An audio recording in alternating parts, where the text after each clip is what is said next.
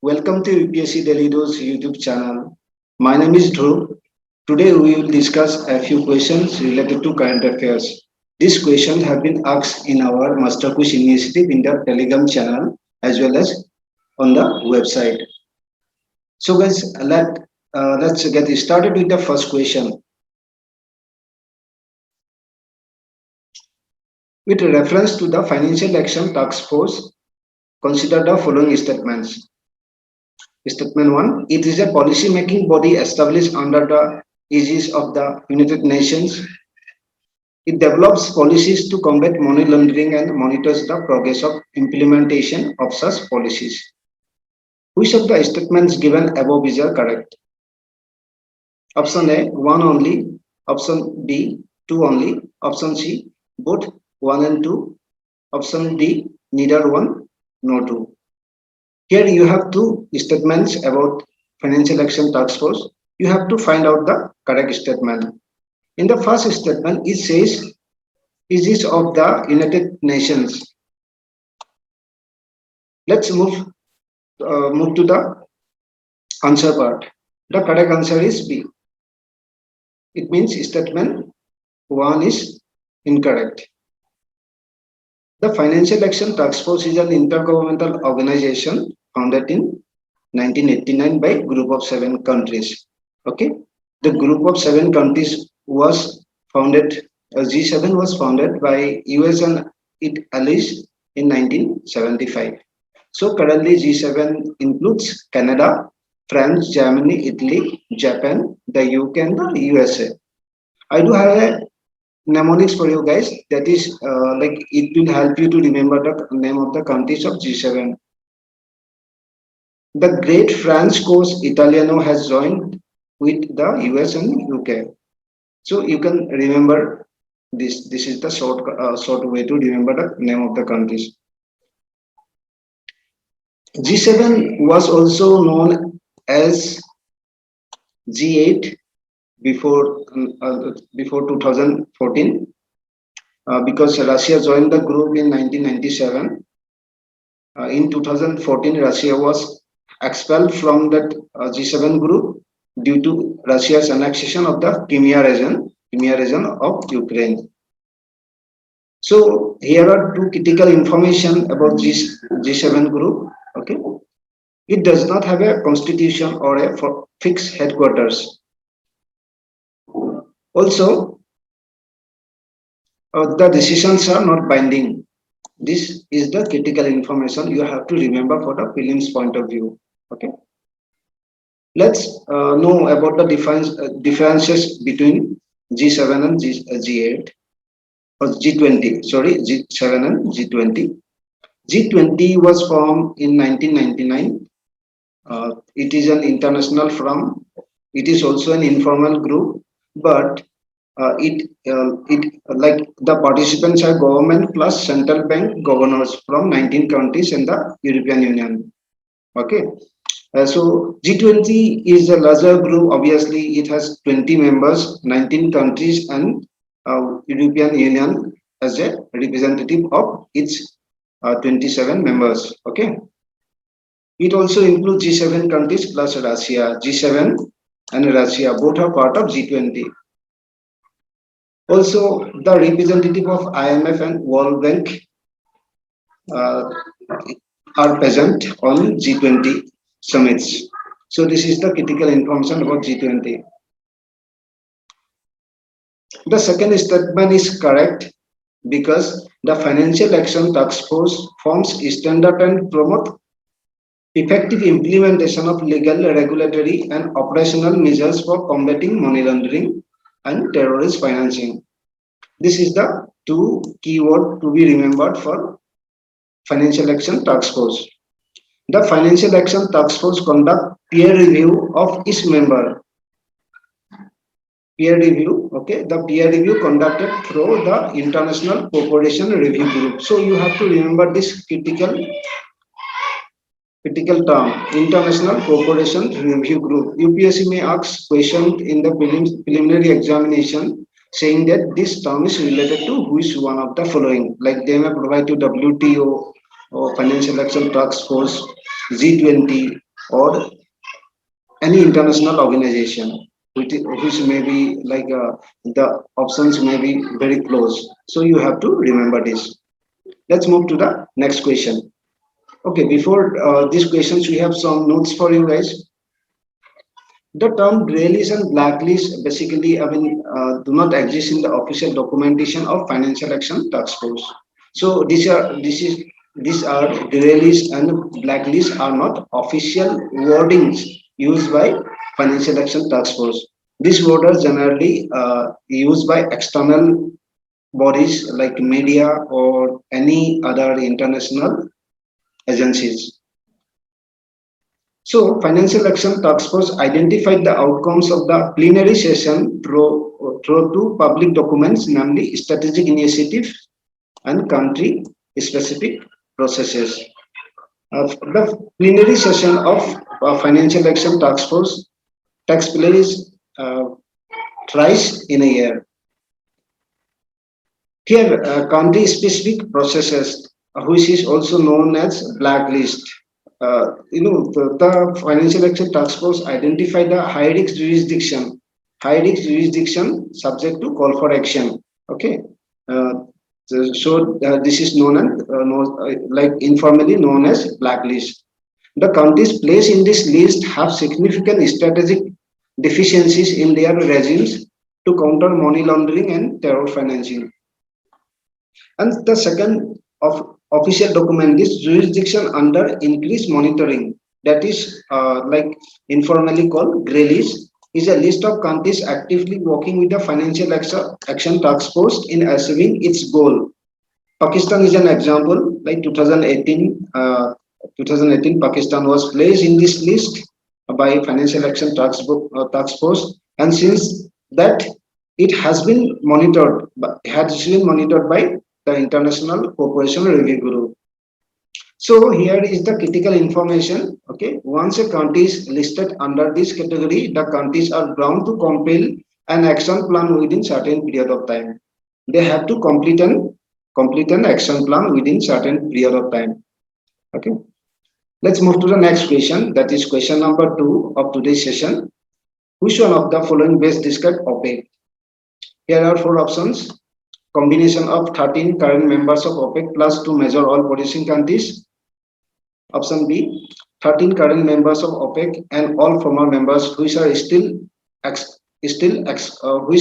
still export crude oil as per the price fixed by OPEC. Option C, 5 founding members of OPEC and the current members who joined the organization later on. Option D, non-OPEC countries which export crude oil along with the 13 OPEC countries. So we have four options about OPEC. Let's know what is the answer. The correct answer is D. The non-OPEC countries which export crude oil along with the 13 members of OPEC are termed as OPEC plus countries. So it is an alliance of crude oil producers who have been undertaking correction in supply of crude oil since 2017. Currently, there are 10 countries in OPEC plus: Azerbaijan, Bahrain, Brunei, Kazakhstan, Malaysia, Mexico, Oman, Russia, and South Sudan and Sudan. So these are the 10 countries. You have to remember this name of these countries. Okay. The Organization of the Petroleum Exporting Countries like OPEC is a permanent intergovernmental organization of 13 oil producing developing nation. So it is a permanent intergovernmental organization. It means it has a secretariat that is located at Vienna, Austria. Okay, and currently it has 13 members, and it coordinates and unifies the petroleum policies of its member countries. Also, OPEC is an example of international cartel or oligopoly. Oligopoly means it leaves the world's largest oil producing countries such as China, Russia, and the United States to pursue their own objective and make policies for making petroleum products, to market their petroleum products. Okay, they don't restrict other countries from doing their own business, but they have certain policies for their members. So this is called oligopoly. Let me give some example. Oligopoly arises when a small number of large firms have all or most of the sales in an industry. If for an example, auto industry, cable television, here you can say in India, in case of cable television, there is Jio TV, like Airtel Digital Television, okay, Dish TV, etc. So these are the key players. They don't restrict others, but they have certain uh, like policy formulation about pricing and all. Okay, you can also take like the airlines as an example of oligopoly. Here, the members of the OPEC countries in this map you will be able to look at here. Okay, current members are mentioned here. These are the current members of OPEC. Okay, this is the critical information. You have to note it down. World Oil Outlook. World Oil Outlook. This is the major publication of OPEC. The third question starts here. With reference to the Gucci mushroom recently in the news, consider the following statements. We have three statements about Gucci mushroom recently in the news. Okay. Statement one, it is a native to solar grassland. Statement two, it cannot be cultivated commercially. Statement three, it is rich in potassium, vitamin, and copper. Okay. Here, which of the statements given above is correct? Option A, 1 and 2 only. Option B, 3 only. Option C, 2 and 3 only. Option D, 1, 2 and 3. So this is the very critical information about Gucci mushroom. Okay, like it cannot be cultivated commercially. Okay, if we select this statement about this species of mushroom, then we have two options with us. Three options we have this is the two options. Okay, we have two options like option A, option C. Let's have a look on the answer. That is the answer is C. 2 and 3 is correct. Statement 2 and 3. Statement 1 is incorrect because Gucci mushroom is found on the foothills of the Himalayas, basically Uttaranchal, Himachal Pradesh, and Jammu and Kashmir. Okay. Recently in the news because the government of Jammu and Kashmir requested for a GI tag for like a geographical indication tag for this species of mushroom. Okay. The solar grassland are tropical mountain forests found in Western Ghat. Obviously, they belong to Western Ghat. Okay. Statement 2 and 3 is correct. Gucci mushroom is a species of fungus. They are locally called thuntu. Remember this term, thuntu. Thuntu is used for Gucci mushroom. The Gucci mushroom are usually found in early spring. Okay, like it cannot be commercially cultivated because the Gucci mushroom grow in a cluster of logs and decaying woods, humus soil, and leaves. They may not grow in the same spot next season. So this is the critical information. It makes the Gucci mushroom very unviable for commercial cultivation. Okay. Here are some health benefits of Gucci mushroom. It contains vitamin, potassium, and copper, also rich in vitamin D and antioxidants. So statement T is also correct. Let's move to the question number 4 of today's session. With reference to the Great Green Wall Initiative, sometime mentioned in the news, consider the following statements. Statement 1, it was launched by the International Union for Conservation of Nature. Statement 2, it aims to restore 100 million hectares of degraded land by 2030. Which of the statements given above is correct? Option A, 1 only. Option B, 2 only. Option C, both 1 and 2. Option D, neither 1 nor 2. The correct answer is 4. Statement, okay, the correct answer is B. Sorry, correct answer is B. The statement 1 is incorrect. The Great Green Wall Initiative was started in 2007 by the African Union to combat desertification, land degradation, and drought. Statement 2 is correct. The project aims to restore 100 million hectares of degraded land by 2030. So far, it has restored only 4 million hectares of land, very slow. So it focuses in transforming the lives of one of the most poorest regions of the Africa, that is Sahel region. The Green Wall Initiative, Great Green Wall Initiative will contribute 15 of the 17 United Nations Sustainable Development Goals. So, guys, you know that there are 17 goals, global goals, like which are also called Sustainable Development Goals. The 15th goal is to combat desertification. Okay, so through this, I mean, the discussion, we have come to know that the Green Wall Initiative will contribute to the 15th goal of Sustainable Development Goals. Here the Sahel region, this is the Sahel region here, starting from this point of, okay, this is the Sahara Desert. You have to remember this map in your mind. So we have another few critical information for you guys. Like the main objective of United Nations Convention to combat desertification is to reach land degradation neutrality. Land degradation neutrality is a term, like you have to know this, but like you have to know this. What is land degradation neutrality? The target year is 2030. Okay. The United Nations Convention to combat desertification was established in 1994.